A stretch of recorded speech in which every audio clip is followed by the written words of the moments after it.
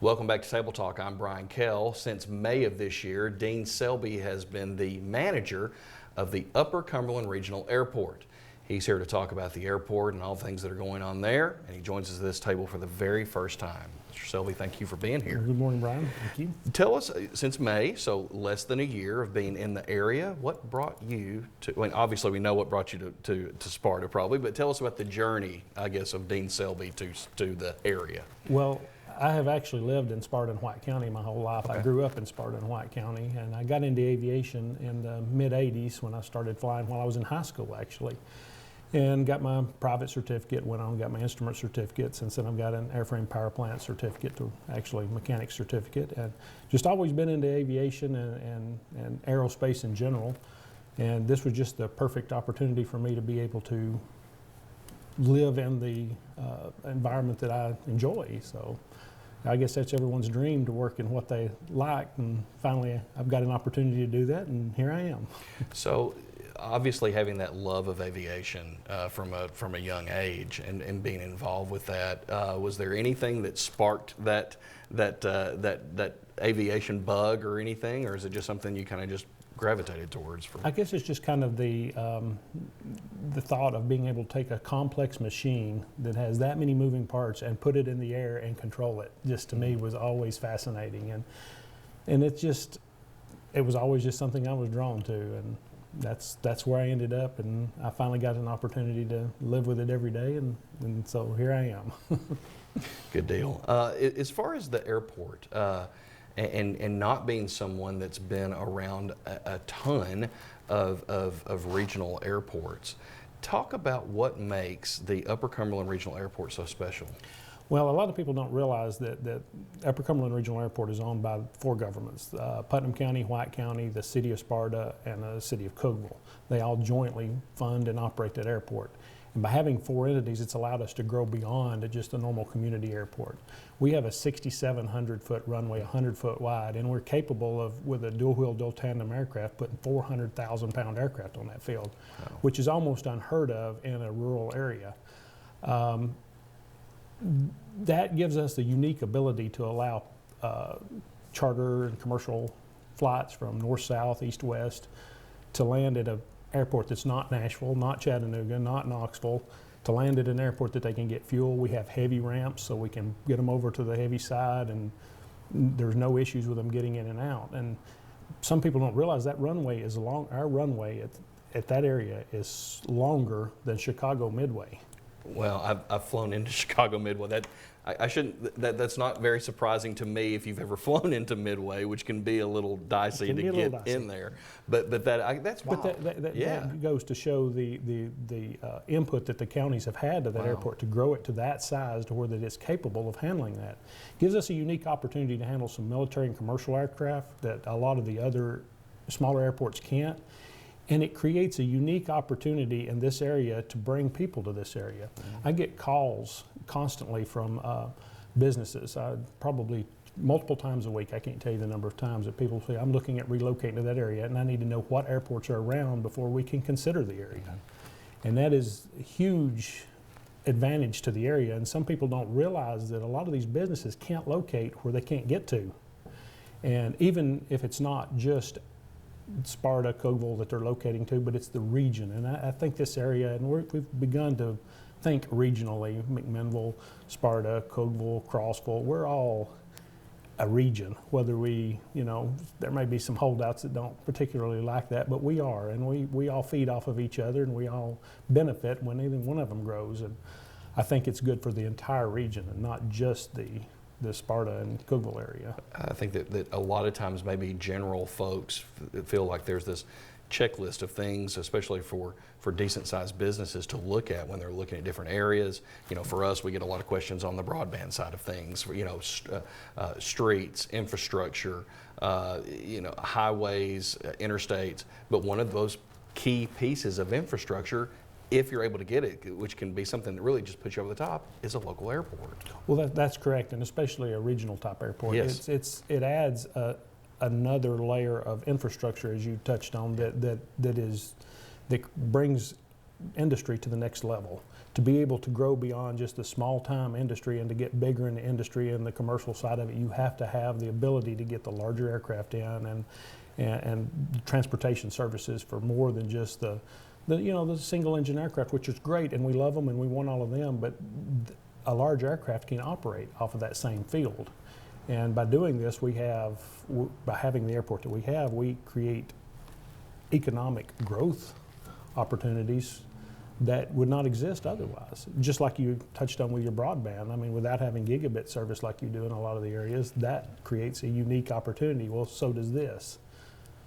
You talked about being able to take on larger aircraft, especially there's a lot of folks out here throughout our viewing area that are huge, probably plane enthusiasts. Talk about some of the diverse planes, I guess, that are housed and or that come in and out of the Upper Cumberland Regional Airport. Well, it's a broad spectrum. We may run into 2 or 3 Piper Cubs in a day, and a Hawker and a G5 all in the same day. And if people don't realize that, a G5 is a huge aircraft. I mean, it's a 100-foot wingspan, 91,000 pound weight. I mean, and that it's just that spectrum of everybody working together. It's a kind of it kind of gives us an opportunity of the entire range. We can handle the entire range of that aircraft. Now, obviously, we can't handle a fully loaded 747, but we could take a lightly loaded 747.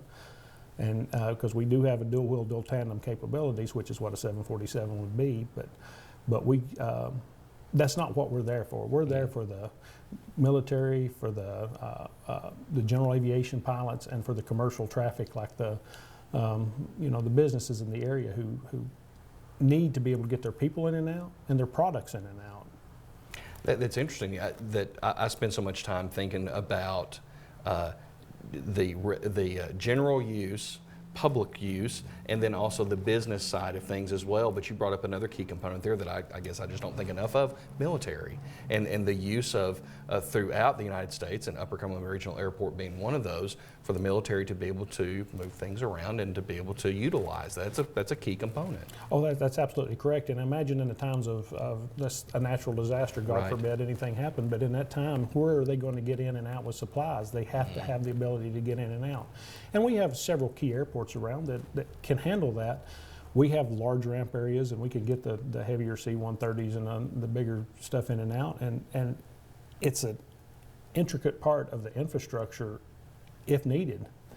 You never know what's coming down the road, and the military uses our airport quite regular. They're in and out for training purposes and fuel stops, et cetera. And yeah, that is, as you touched on, it's a spoke in the infrastructure of transportation in the country, and all of those spokes are key, and they all have to be there to keep the wheel rolling, so to speak. Right. There's been a lot of talk nationally, just some national stories the last couple of days, talking about the logistics of especially running large airports and things that just what goes into that. If anybody's ever seen the movie Pushing 10, I love that movie. But logistics of bringing aircraft in and getting them out.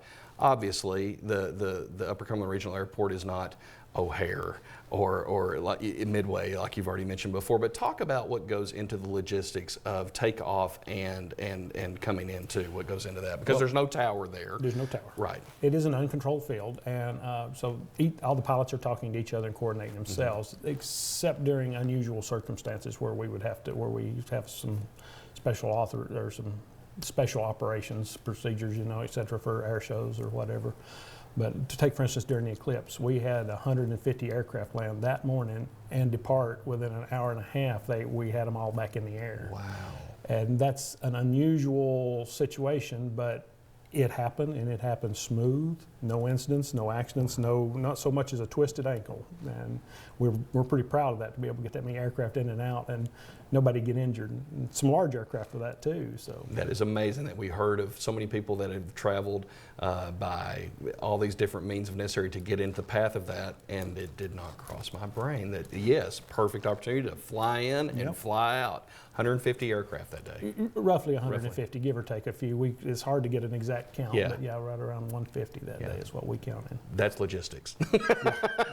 Get in, man. Get in. Absolutely, I would say so. Just some some services provided. I pulled this off some information on the internet here. Obviously, you guys have got hangars, pilot supplies, rentals. Talk a little bit about some of the things there, the amenities, I guess, there for that Well, you guys we supply. have, obviously, we fuel Jet A and Avgas. We have both trucks. We can do it self-serve on Avgas or full service. But fuel is our biggest thing. That's the biggest logistic, and it's the biggest concern, because you're concerned with the quality of the fuel, maintaining the quality of it, verifying it daily, testing it, verifying and testing daily. And Sarah, who's our line service manager there, she does a great job of managing the fuel and taking care of those people, and that's the biggest thing for an airport. You got to get fuel. Right. What else? You can't move on if you don't have fuel. So. Yeah, absolutely. As we close this up, I want to mention that the Upper Cumberland Regional Airport has a Facebook page. Just in taking a peek at it a little bit before we came on, lots of videos, ability to be able to follow things that are going on and could be going on at the airport. Great way for you guys to be able to talk to folks. That's right. And Sarah tries to keep that updated. She does a real good job with our Facebook page, because she sees more of the aircraft up close and personal a lot of times than I do, because I'm more in the background doing the paperwork and handling and dealing with TDOT and FAA.